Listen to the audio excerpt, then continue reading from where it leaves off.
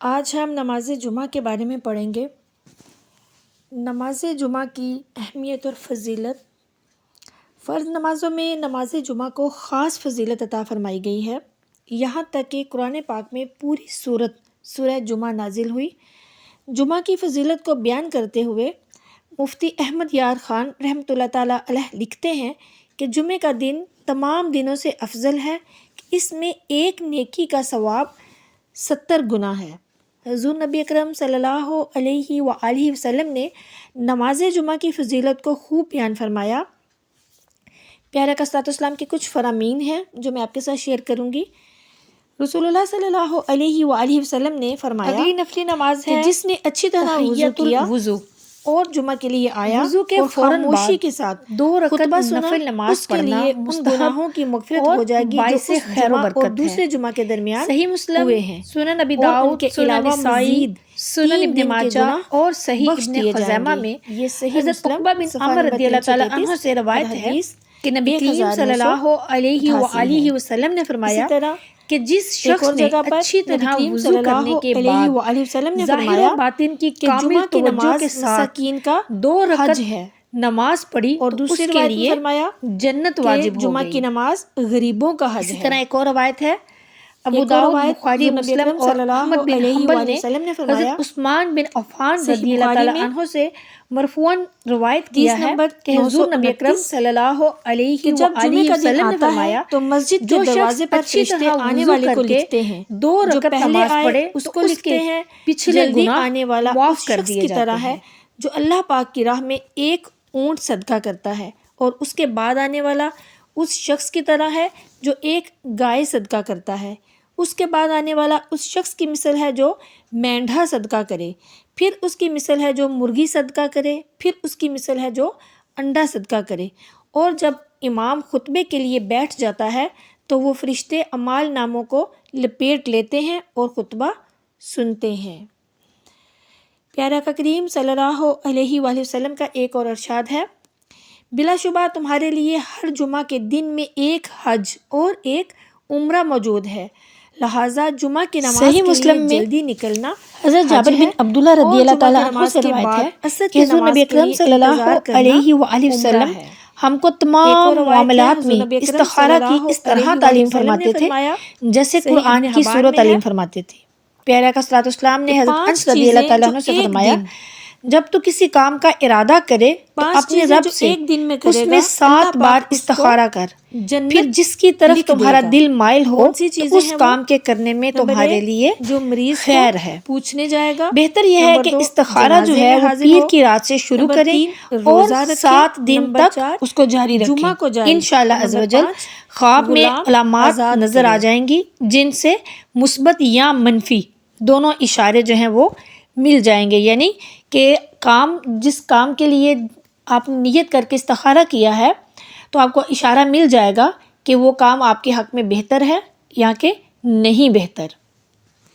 جمعہ کی نماز فرض عین ہے اور اس کی فرضیت ظہر سے زیادہ موقد ہے، یعنی ظہر کی نماز سے اس کی تاکید زیادہ ہے۔ حدیث پاک میں ہے کہ جو 3 جمعے سستی کی وجہ سے چھوڑ دے اللہ تعالیٰ اس کے دل پر مہر کر دے گا، اور ایک روایت میں ہے کہ وہ منافق ہے اور اللہ سے بے علاقہ ہے، اور چونکہ اس کی فرضیت کا ثبوت دلیل قطعی سے ہے لہٰذا اس کا منکر کافر ہے۔ جمعے کے دن کی فضیلت یہ بھی ہے کہ یہ دن ہفتے کے سارے دنوں کا سردار ہے۔ ایک حدیث پاک میں ہے کہ سب سے بہتر دن جس پر آفتاب طلوع ہوتا ہے وہ جمعے کا دن ہے۔ اس دن حضرت آدم علیہ السلام کی تخلیق ہوئی، اسی دن ان کو جنت میں داخل کیا گیا، اسی دن ان کو جنت سے نکالا اور دنیا میں بھیجا گیا، اور اسی دن قیامت قائم ہوگی۔ ایک اور حدیث پاک میں ہے کہ اسی دن حضرت آدم علیہ السلام کی توبہ قبول ہوئی اور اسی دن ان کی وفات ہوئی۔ بہت سی حدیث میں یہ مضمون ہے کہ جمعہ کے دن میں ایک ایسی گھڑی ہے کہ اس پر بندہ مومن جو دعا کرے وہ قبول ہوتی ہے۔ جمعہ کے دن حضور نبی اکرم صلی اللہ علیہ وآلہ وسلم پر کثرت سے درود پاک پڑھنے کا بھی حکم آیا ہے۔ یہ تمام احادیث مشکات شریف میں ہیں۔ ان کے علاوہ اور بھی بہت سی احادیث میں جمعے کی فضیلت آئی ہے جو کہ میں آپ کے ساتھ بیان کر چکی ہوں۔ چنانچہ حضرت عبداللہ ابن عباس رضی اللہ تعالیٰ عنہ کی روایت ہے کہ آپ سے کسی یہودی نے کہا کہ اگر ہماری شریعت میں الیوم اکملت یہ والی آیت نازل ہوتی تو ہم لوگ اس دن کو جشن کا دن بنا لیتے۔ تو حضرت عبداللہ ابن عباس رضی اللہ تعالیٰ عنہ نے کہا کہ یہ آیت جمعہ کے دن نازل ہوئی ہے جو کافی فضیلت رکھتا ہے۔ نماز جمعہ کی کل رکعتیں کتنی ہیں؟ نماز جمعہ کی کل رکعتیں 14 ہیں۔ سنت موقدہ 4 ہیں، پھر 2 فرض ہیں، پھر 4 سنت موقدہ ہیں، پھر 2 سنت موقدہ ہیں اور پھر 2 نفل ہیں۔ نماز جمعہ کی شرائط کیا ہے؟ جمعہ پڑھنے کے لیے 6 شرطیں ہیں کہ ان میں سے ایک شرط بھی نہ پائی جائے تو جمعہ نہیں ہوگا، یعنی شہر یا شہر کے قائم مقام، بڑے گاؤں یا قصبے میں ہونا، یعنی وہ جگہ جہاں متعدد کوچے اور بازار ہوں اور وہ ضلع ہو اور وہاں کوئی حاکم ہو کہ مظلوم کا انصاف ظالم سے لے سکے۔ یوں ہی شہر کے آس پاس جو جگہ شہر کی مصلحتوں کے لیے ہو، جیسے فنائے مصر کہتے ہیں، جیسے قبرستان، فوج کے رہنے کی جگہ، کچہریاں، اسٹیشن، وہاں بھی جمعہ جائز ہے۔ اور چھوٹے گاؤں میں جمعہ جائز نہیں، تو جو لوگ شہر کے قریب گاؤں میں رہتے ہیں انہیں چاہیے کہ وہ شہر میں آ کر جمعہ پڑھیں۔